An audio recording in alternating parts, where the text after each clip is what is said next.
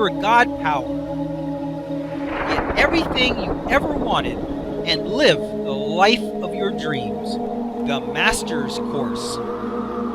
Copyright 2010 by Richard Lee McKim Jr. All rights reserved. Let the quest for knowing begin.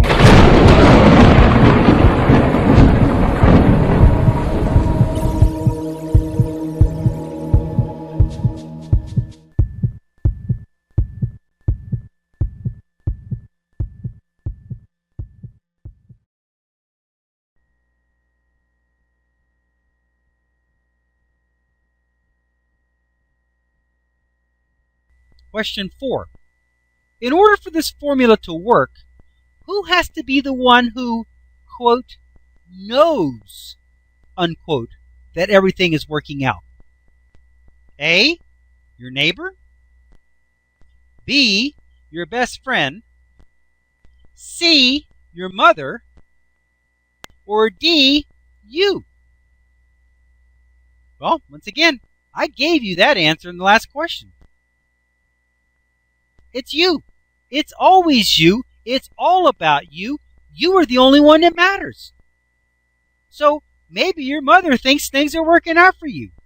That doesn't mean anything. You have to think they're working out for you. You have to be the one who knows. Maybe your best friend knows. Maybe your neighbor knows. Maybe the whole world knows that it's working out for you. That doesn't matter. If you don't think it is, it's not. You have to be the one who knows it's working out for you. And only then will it be.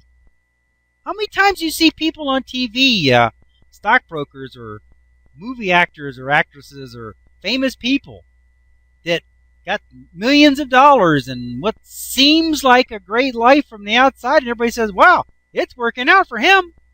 And next thing you know, they commit suicide or whatever. That's because they didn't think it was working out for them. So it doesn't matter what anybody else thinks. From the outside, you might say, it's working out for that person. Doesn't matter. Doesn't mean nothing. That person has to think it's working out for them. And by the same token, you've got people who live on the street who seemingly, from the outside, have nothing. And yet, they're the happiest people you'll ever meet in the world. Because for them, it's working out. Things are great. So, the answer, in order for this formula to work, who has to be the one who knows that everything is working out? The answer is D, you. It's always you. It's only you. It's all about you and nobody else. It's you. Okay, question 5.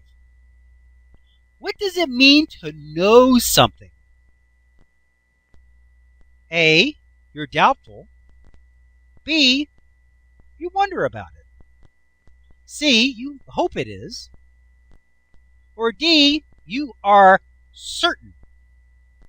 But the answer is D, you are certain.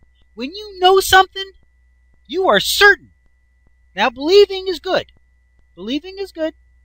It's strong. But knowing is absolute. Knowing is what you want to get to. This whole book is geared to knowing. Because when you reach knowing, you got it all. That's why this book couldn't be a normal book. It had to be a course. That's why you have chapter review notes. That's why you have quizzes. That's why it's got all the illustrations and all the pictures and everything, because it's all geared to where once you read through this book, you know. You don't just think. You don't just believe. You know. And when you know, you got it all. You know, knowing is like if I were to say to you, I would have a hard time convincing you that the sun was not going to rise tomorrow, that it was going to take tomorrow off.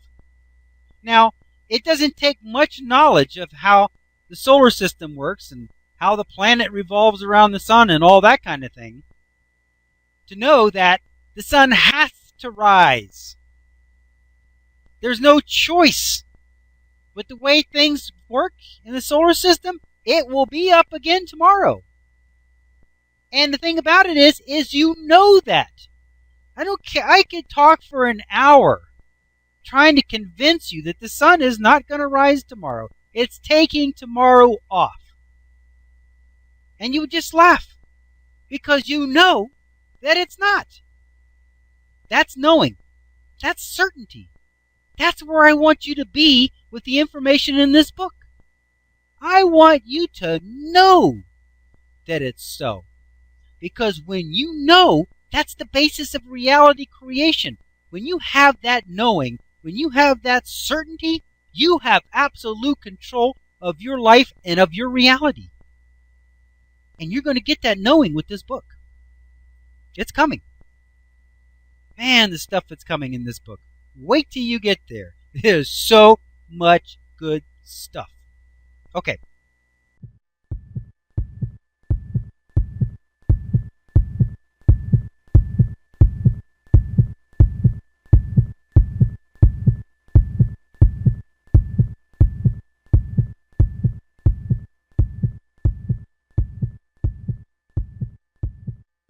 That was the end of chapter number 3.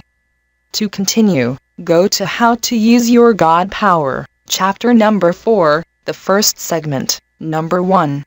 Let your quest for knowing continue.